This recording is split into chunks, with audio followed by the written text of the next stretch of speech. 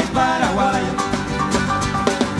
Uruguay el canto. Bueno, el bloque de personajes de la historia, y en este caso Alexandra Kollontai, una feminista dentro de la revolución bolchevique de 1917. Exactamente, la verdad que siempre nos cuesta pensar en un personaje que se pueda contar en tan breve tiempo, pero porque sobre todo en este caso la vida de Alexandra Kollontai nos hace ir muy atrás en la historia. Digamos, en los inicios del siglo XX, ella ya estaba proponiendo una serie de cosas que todavía seguimos discutiendo. Una revolucionaria, una economista, política, escritora. Revolucionaria dentro de la revolución, porque Además, también combatida por los propios compañeros de lucha, ¿no? Además, exactamente. Pero además ella venía de una extracción, digamos, privilegiada. Ella era de una familia aristocrática y además era la hija más pequeña de una familia. Entonces ella dice que nació con una serie de privilegios, de los que fue renegando y fue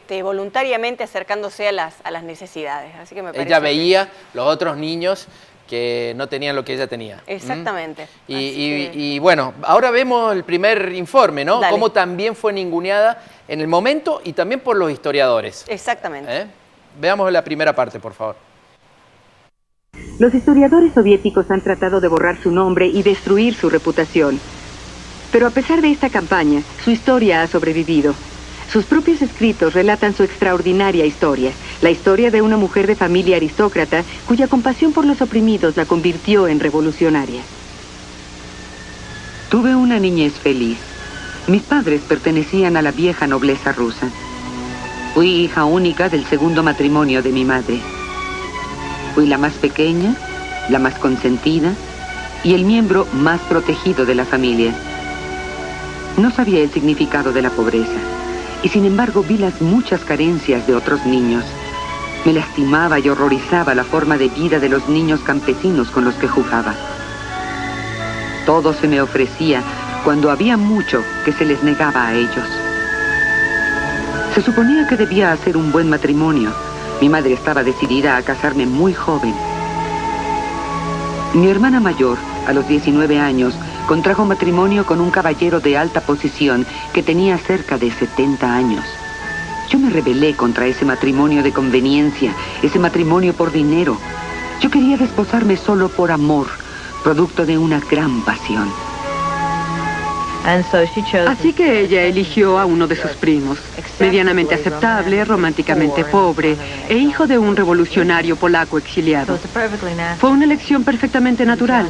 Era joven y ella decía que bailaba bellamente la mazurca. Era polaco, era romántico, era perseguido, una víctima. Bien parecido. No había mejor elección. Vladimir y Alexandra Kollontai se establecieron entre la sociedad burguesa de San Petersburgo. A los 23 años, Alexandra ya tenía reputación como una talentosa escritora de cuentos cortos. Su esposo era un inspector fabril de orientación liberal. Cuando Alexandra lo acompañaba en sus visitas a las fábricas, quedaba impactada por la explotación y degradación que presenciaba. Era solo un poco mejor que la esclavitud. Se unió al movimiento socialista clandestino, trabajando en bibliotecas alfabetizadoras, que en realidad eran centros de reclutamiento de jóvenes revolucionarios. Una revolucionaria dentro del movimiento que después derivaría en la revolución, ¿no? Exactamente. Ahí estamos hablando todavía del 1905 aproximadamente. Ella además... Recordemos que en 1905 hubo una revolución fallida, ¿no? Tal cual. Y ella presencia esa situación y la conmueve mucho. Ella ya en ese momento estaba casada con este primo, incluso rompiendo ya algunas costumbres. Ella cuenta en este informe que veíamos cómo su hermana de 17 años había sido casada con un señor de 70.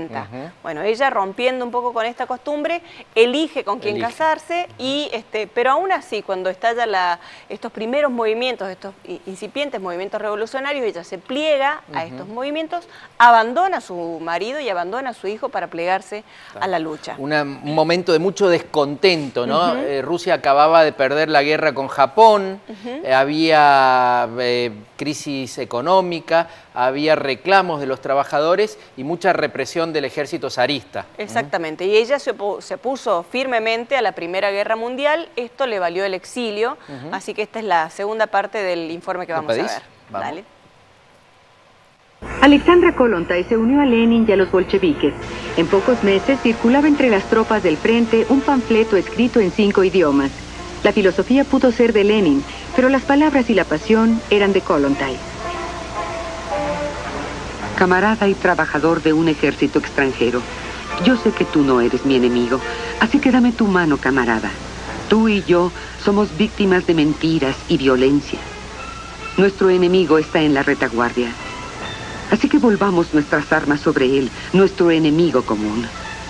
Guerra a la guerra. En otras palabras, guerra contra los que dirigen la guerra. Para Rusia esto era traición, para Alemania era subversión. Kollontai huyó a los Estados Unidos, donde viajó por todo el país pidiendo a los norteamericanos que no entraran a la guerra. En 1917, Lenin la llamó a Europa. Ahora ella era el eslabón entre Lenin en el exilio y los bolcheviques en San Petersburgo. Sus panfletos entraban de contrabando a Rusia. Panfletos que urgían a las mujeres a una manifestación en contra del zar el Día Internacional de la Mujer, el 23 de febrero de 1917. Había estado en Noruega varias semanas cuando el pueblo ruso se levantó y destronó al zar. Mi corazón latía fuertemente. De inmediato supe que no se trataba de una nota periodística falsa, era algo serio.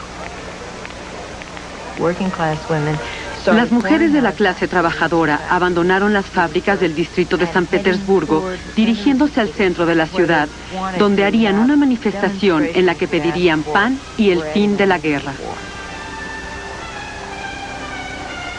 Las pancartas también condenaban la esclavitud de la mujer, demandando su emancipación. Consignas tomadas directamente de los escritos de Alexandra. La revolución rusa había empezado iniciada por las mujeres. Kollontai estaba fascinada. De inmediato partí a Rusia. Fui una de los primeros exiliados políticos en volver. En marzo de 1917 sentía mi alma tan brillante, viva y fresca, como la nieve y el fresco aire que me rodeaba. Fue la hora más feliz de toda mi vida. Pate, hay que llegar a ser tan cercano a Lenin, ¿no? Y siendo mujer en un mundo tan machista como el de principios del siglo XX. Tal cual. Ella fue la primera mujer en el mundo en ocupar un cargo de gobierno y en cumplir funciones diplomáticas también.